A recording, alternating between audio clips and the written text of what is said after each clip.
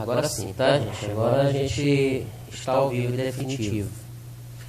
Tá, vamos recomeçar aqui, né, doutora Surama, só repetindo aqui que ela...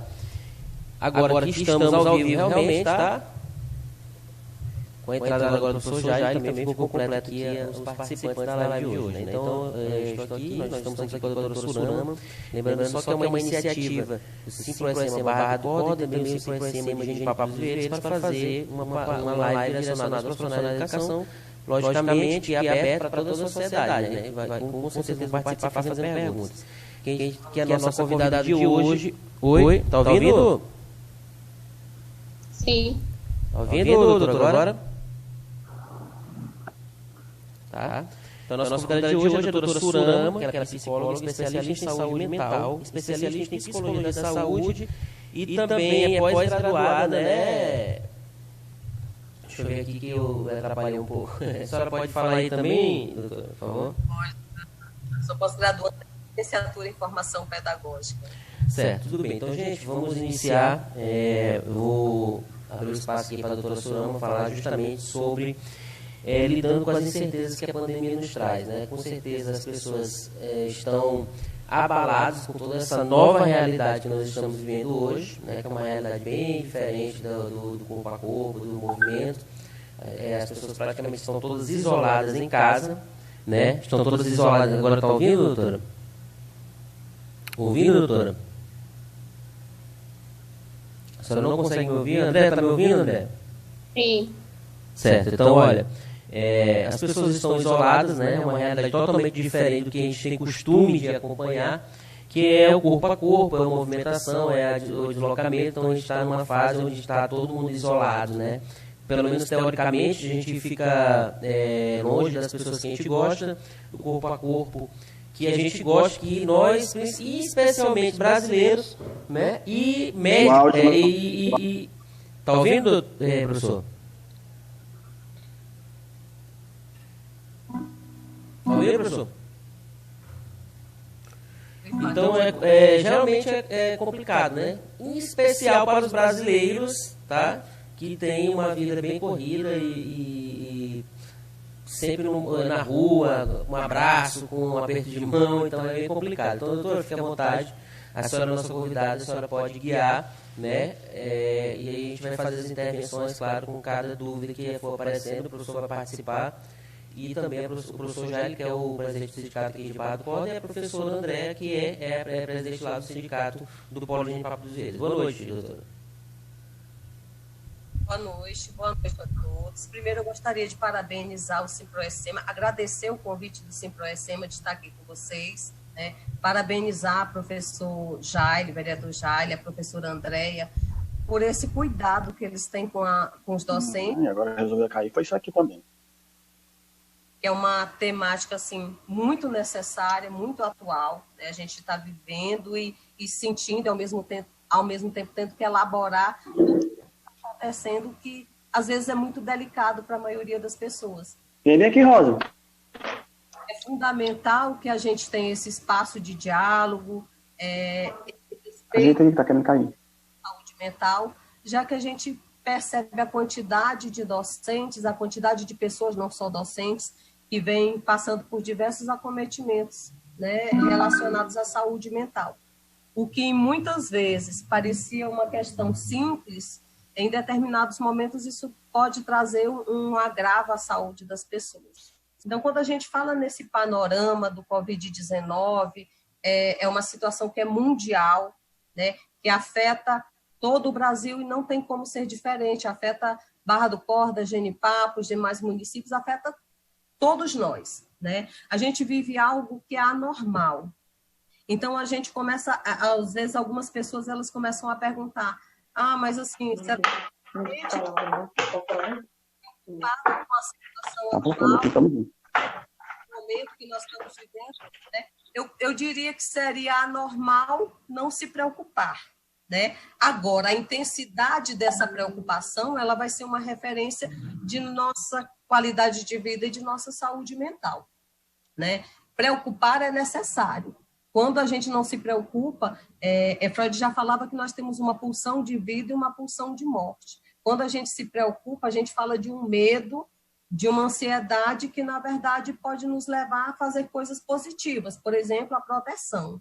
E quando a gente não se protege, a gente pode pensar aí numa questão, bem lembrando aí a questão da pulsão de morte, a gente começa a se arriscar. À medida que a gente se arrisca desnecessariamente, a gente está dando um outro valor à nossa vida, né? Então, é um momento que a gente sabe que afeta o emocional das pessoas, a gente percebe a tensão, a gente percebe a preocupação das pessoas, mas também a gente percebe que tem pessoas que estão, assim, bastante despreocupadas com a situação.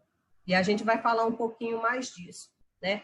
Mas a gente precisa entender que é normal essa inquietação. O que a gente precisa amadurecer é até que ponto eu estou me preocupando, até que ponto essas preocupações elas estão afetando o meu cotidiano, a minha rotina, né? A gente percebe que tem um estado de alerta e nesse estado de alerta a gente precisa lembrar que a gente tem uma preocupação com a gente e deve-se ter uma preocupação com o outro.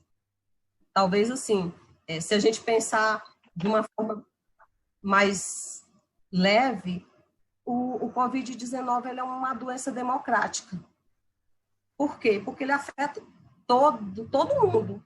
Ele afeta quem tem maior poder aquisitivo, ele afeta quem mais alto, tem posses, né? Então, ele traz assim, um panorama bem diferente.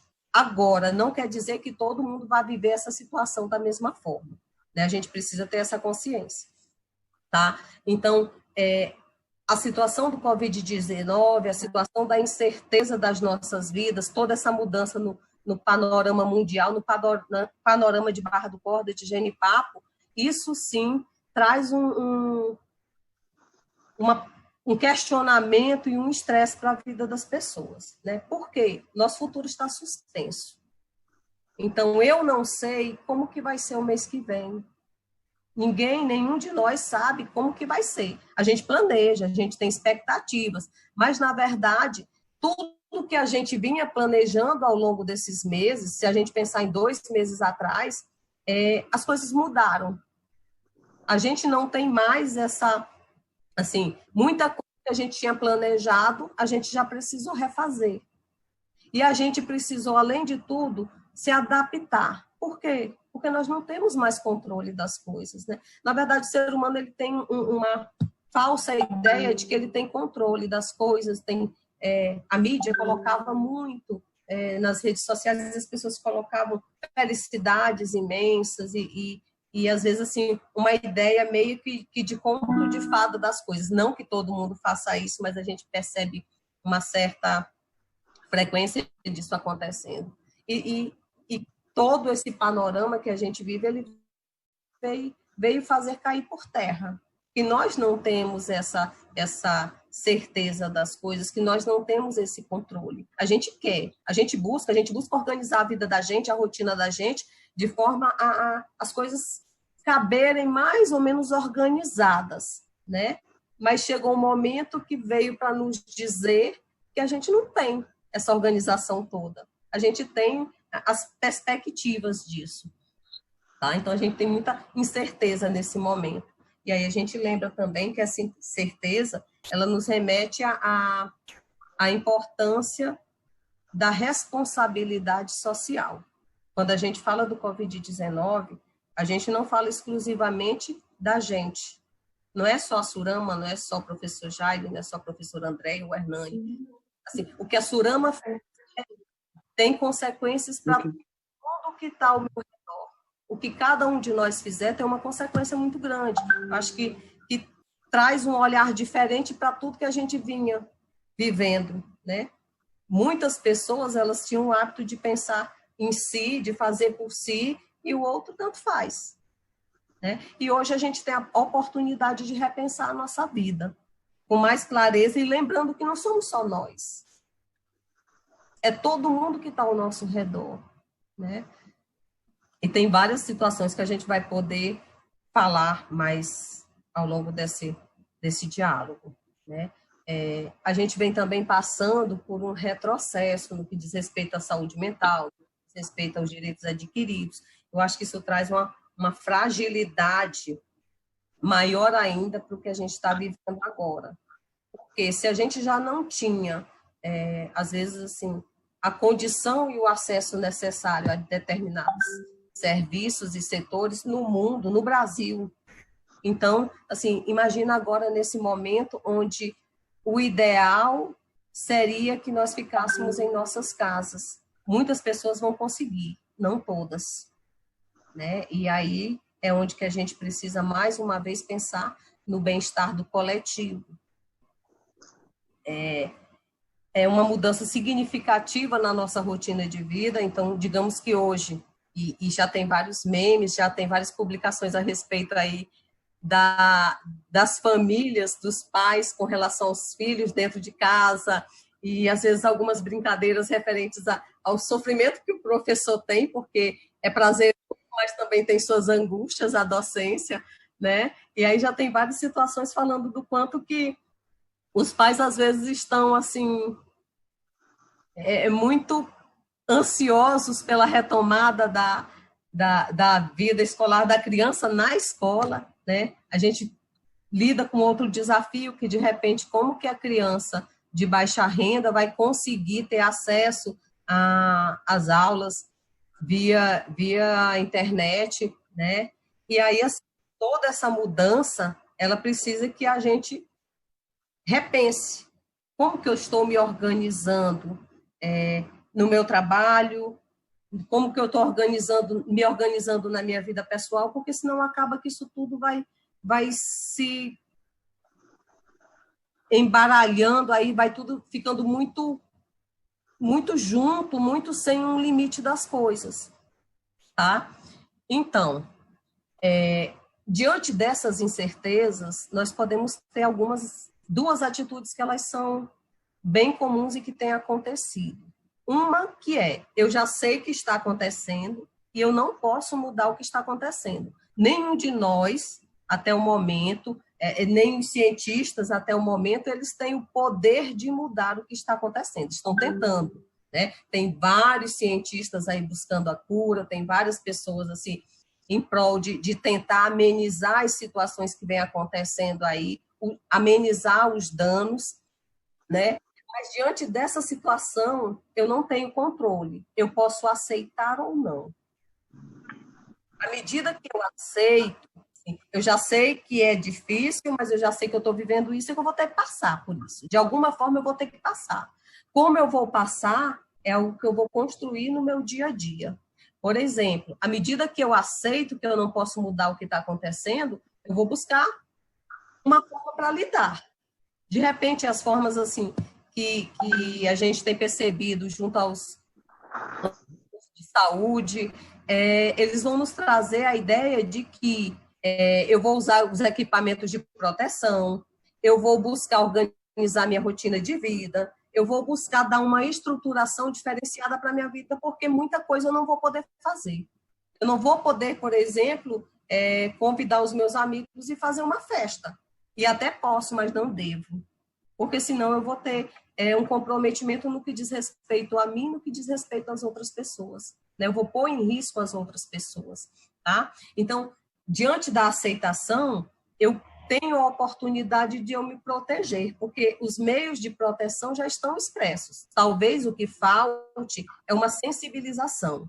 Eu acho que, no sentido da comunidade em geral, as pessoas ainda não estão sensibilizadas o suficiente para essa situação que nós vivemos. As pessoas, elas percebem, elas assistem os vídeos de como lavar as mãos, né? Teoricamente, todo mundo saberia lavar a mão. Mas, diante da necessidade que a gente tem, a gente precisa de um cuidado muito maior com essa higienização, que seria tão simples, que seria de todos os dias, né? Usar o álcool gel. Então, assim, o fato de ter acesso aos vídeos das organizações do Ministério da Saúde, da Organização Mundial de Saúde, não em si traz uma conscientização para as pessoas. É muito bom e é muito importante, mas é só um passo. Eu acredito que a gente precisaria de muito mais, porque quando a gente conversa com as pessoas que elas, às vezes, não têm tanto acesso à internet, a gente percebe, e mesmo com as que têm acesso, a gente percebe que elas ainda não estão entendendo a dimensão. Eu não preciso me preocupar, porque não aconteceu aqui no meu bairro ainda, ou não chegou na minha rua, ou o que aconteceu foi lá com fulano de tal, eu não conheço fulano de tal. Então, a gente ainda vive uma realidade que ainda carece de mais sensibilização quanto a esse assunto. Tá? E aí, assim, à medida que eu aceito que existe essa doença, que eu aceito que a gente vai precisar se organizar com relação a isso, eu tenho menos chance de adoecer. Por quê? Porque eu sei que existe. Se eu não quero ser contaminada, eu vou ter muito mais cuidados.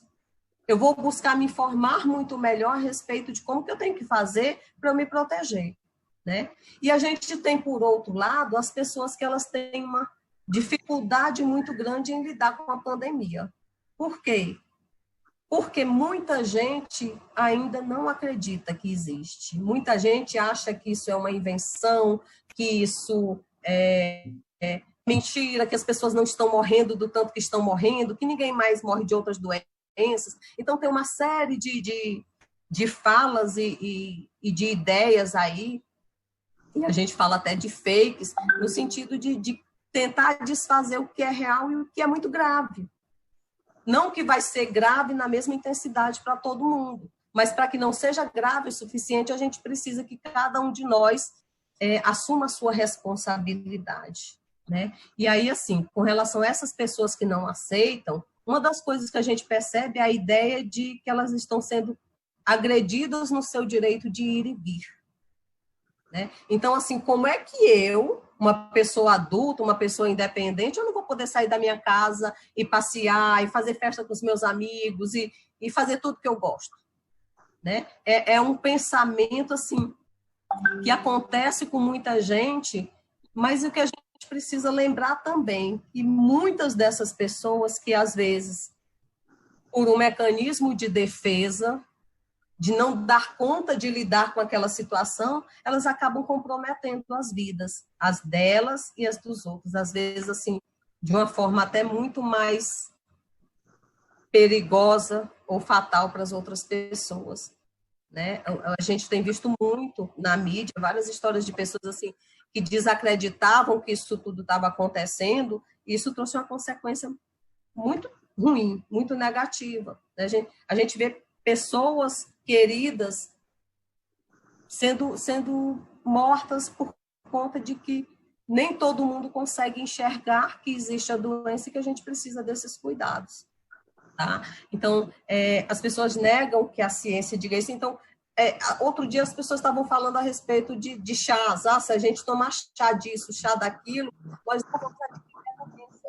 E aí a gente precisa ter um cuidado de perceber até onde que essas informações elas são reais, né? Porque tem pessoas que, às vezes, no desespero, na esperança de ter algo resolvido, acreditam.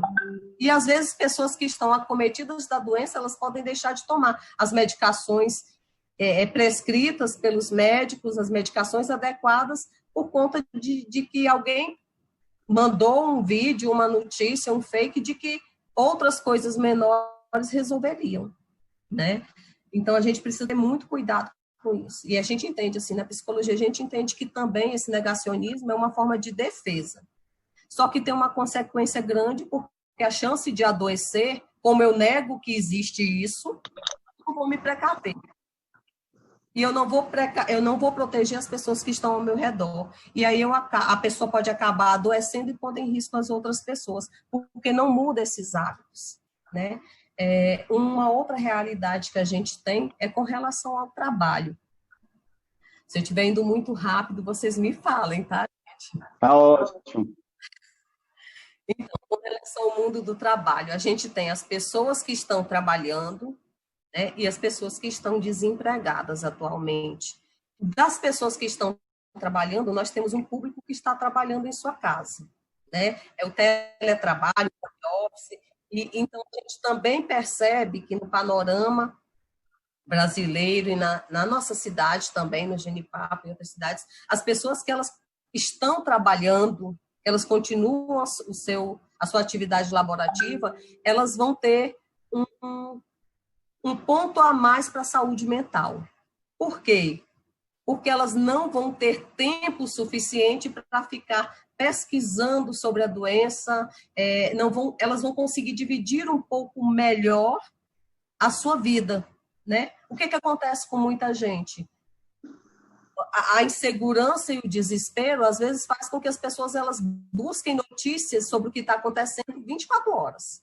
Às vezes, não 24 horas, porque elas param para poder dormir, né? Mas as pessoas acordam com notícias sobre o coronavírus, as pessoas dormem com notícias sobre o coronavírus, e isso a gente sabe que não é saudável, né? Esse acúmulo de informação, ele não é saudável. Então, se a gente olhar aquelas pessoas que estão realizando suas atividades laborativas, a gente entende que isso pode ser um fator positivo.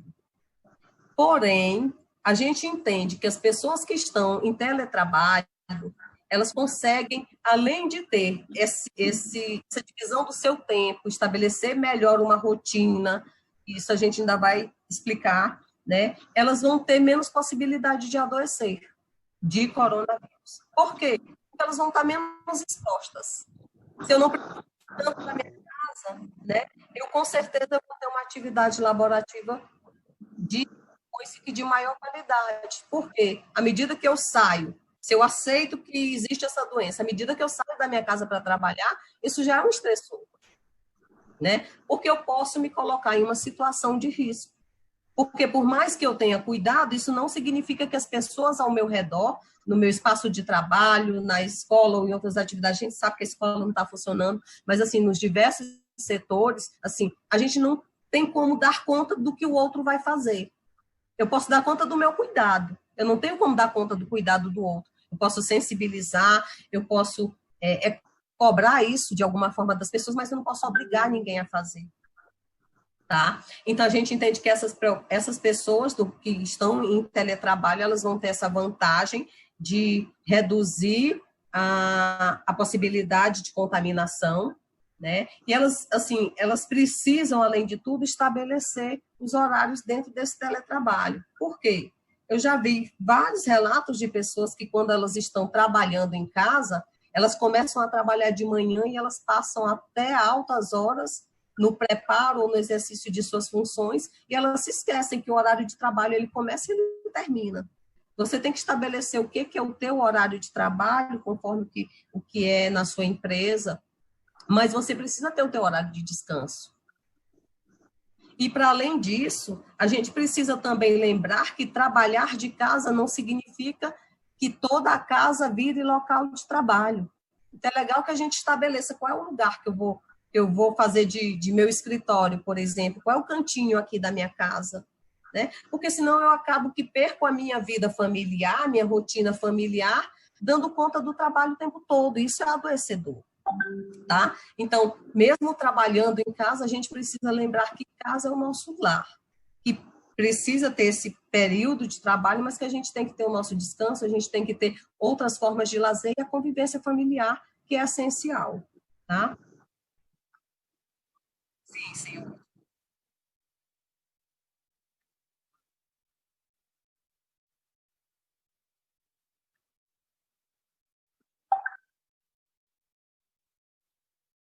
Falhou um pouquinho, eu só entendi até compreender também. Não estou te ouvindo.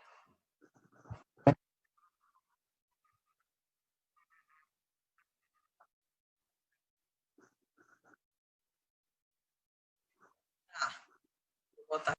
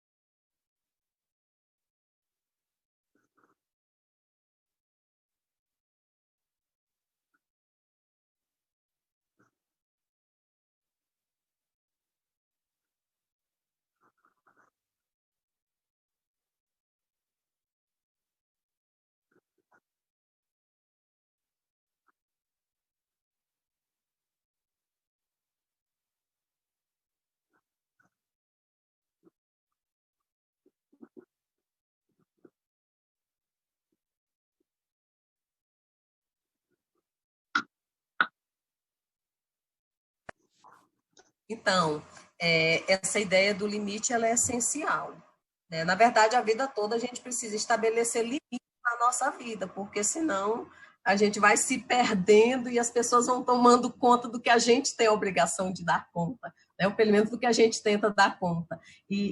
Assim, eu já ouvi muitas histórias, eu tenho muitos amigos docentes e a gente escuta eles dizendo assim, gente, tem aluno mandando mensagem de madrugada, né? Então, assim, qual é o limite que eu, enquanto docente, eu estou dando para as pessoas, para elas me abordarem nesse horário? Acho que é importante a gente refletir sobre essas questões, porque isso afeta. Como que eu vou estar de madrugada lá no meu descanso e eu vou estar respondendo, né? E aí, assim, se eu não digo para o outro até onde que ele pode ir, ele vai até onde ele quiser. Porque quem tem que dar o limite para a minha vida, do que o outro pode fazer na minha vida, sou eu. Até porque as consequências de estar até de madrugada respondendo uma mensagem de um aluno, por exemplo, isso vai afetar, né? Eu vou deixar de fazer outras coisas que são importantes na minha vida, ou que deveriam ser, para dar conta disso, né? Assim, eu acho que tudo que a gente faz na vida, a gente tem uma consequência, que ela pode ser positiva ou negativa, né? E aí, voltando assim para essa questão do trabalho, a gente falou de quem trabalha, assim, as pessoas que elas precisam ir aos seus trabalhos, elas estão mais fragilizadas, a maioria, principalmente essa maioria, que ela percebe que existe, que tudo isso é real e que a gente precisa tomar um cuidado com relação a isso. Elas estão indo para os seus trabalhos, mas elas estão indo de uma forma muito mais tensa. E a gente precisa pensar até que ponto que essa tensão, ela é uma tensão, um estresse que te prepara para você reagir positivamente ou que te adoece, né? Porque tem esses dois pontos, né? De que forma a gente está podendo trabalhar com todos os cuidados que são necessários. E aí eu digo mais uma vez, os cuidados que são nossos e os cuidados dos outros. Os outros teriam que ter, né? O empregado, ele tem que ter trabalhos, o empregador tem que ter cuidados, o empregador também, né? A gente percebe, assim, o quanto que isso também pode ser uma situação de estresse na vida das pessoas. O desemprego já fica muito, muito visível, porque, né? As pessoas acabam que, quando desempregadas, elas podem se pôr em risco. Por conta de, eu estou desempregado, eu vou aceitar qualquer proposta que chegar a mim, porque eu preciso pôr comida na minha casa, eu preciso dar conta dos filhos, da energia, de tudo que é material e que a gente precisa, do que é essencial para as nossas vidas. Então, às vezes, essas pessoas acabam se colocando em risco, num momento de muita fragilidade. Também tem muitas pessoas que às vezes, assim, a família toda é contra. Por que você vai sair, né? Porque você vai se pôr em risco e a pessoa não se dá conta. Ela diz, não, mas eu tenho que cumprir com a minha responsabilidade nessa família, né? Então, a gente vê que as pessoas, às vezes, elas estão se colocando em situação de risco. É um processo de adaptação que ele é mais difícil. E que a gente precisa pensar. Por quê? Tudo que a gente vive hoje vai passar. Nós estamos vivendo essa pandemia, a gente vai ter oportunidade de descobrir muito mais sobre isso, sobre a pandemia no geral e sobre a gente. Acho que é o momento da gente refletir sobre nós mesmos. E as descobertas, elas podem ser muito boas, mas a gente só pode descobrir se a gente estiver vivo, né? De acordo com o nível de risco que a gente se coloca, a gente pode não dar conta de estar aqui, né? Infelizmente, assim, a gente sabe que muitas pessoas elas podem morrer por conta das comorbidades, por conta de uma série de fatores, inclusive a saúde mental, né? A ausência de saúde mental, os transtornos, eles são também uma das comorbidades que afetam no tratamento de quem está acometido por coronavírus, né? Como eu penso e como eu vou reagir diante da doença vai fazer uma diferença muito grande. Se eu vou conseguir me recuperar mais rápido, se eu vou, às vezes, trazer outros problemas para a minha vida, né? Então, a ideia é que a gente possa fazer o que é possível para preservar as vidas, todas, né? Então, a gente tem necessidade de se adaptar, necessidade de seguir os protocolos, mesmo que às vezes a gente não tenha todas as condições, às vezes a gente não precisa esperar que o empregador, no caso, ele é dever que ele dê os equipamentos de proteção, mas às vezes a gente precisa fazer isso pela gente, né, pela autoproteção. Uma coisa que é muito comum, que tem acontecido muito, é a quantidade de pessoas indo para os hospitais, para os serviços médicos, por conta de outros adoecimentos que eles são confundidos com coronavírus. Então, isso é complicado e é delicado, porque às vezes as pessoas que elas não têm coronavírus, por conta de estarem com o coração acelerado, a falta de ar, mas não é a falta de ar por conta da doença, é a falta de ar por conta da ansiedade.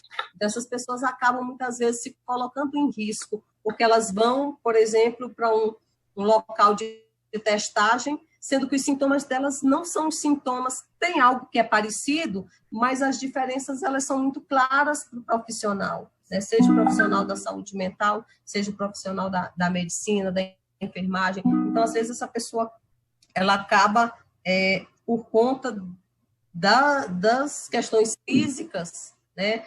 Às vezes, a ansiedade ela pode causar, por exemplo, diarreia nas pessoas, dá um desconforto epigástrico. Então, as pessoas, elas, assim, às vezes confundem esse sintoma com o sintoma de coronavírus, porque pode ter diarreia. Oi. Me ouvir? Ótimo. Tá, deixa eu lhe falar. Essa questão justamente da ansiedade e da incerteza, que é o debate de agora, ele causa, por exemplo, a vontade das pessoas quererem fazer o exame, até mesmo sem necessidade, que é para saber se está contaminado ou não com o coronavírus, né, com o Covid-19. Então, isso também é um resultado, né, porque eu tenho certeza que tem muita gente que está em casa uma altura desse campeonato dizendo, oh, meu Deus, eu vou fazer o meu exame amanhã, que é para me saber se eu já peguei, se eu não peguei. Então, isso é um resultado dessa ansiedade. É um dos sintomas, né? Pois é, né? A gente tem que ter um cuidado de também não, assim, desse desespero, dessa insegurança não chegar a esse ponto. Porque, assim, se eu não tenho nenhum sintoma, por que eu vou fazer um exame? Né? Se eu não me coloquei em situação de risco, se eu tenho os cuidados, se eu higienizo as compras que chegam na minha casa, se eu faço todas as medidas possíveis, então, supostamente está tudo bem comigo. Né? Agora, quando a gente pensa numa dificuldade de respiração referente ao coronavírus, o professor Jair também é técnico em enfermagem, pode até auxiliar aí, né? Nessa falta de ar referente ao coronavírus e a falta de ar da ansiedade, a gente sabe que a falta de ar do coronavírus ela não vai passar se eu me acalmar. Ela vai precisar de outros recursos da medicina que possam me auxiliar. A ansiedade não.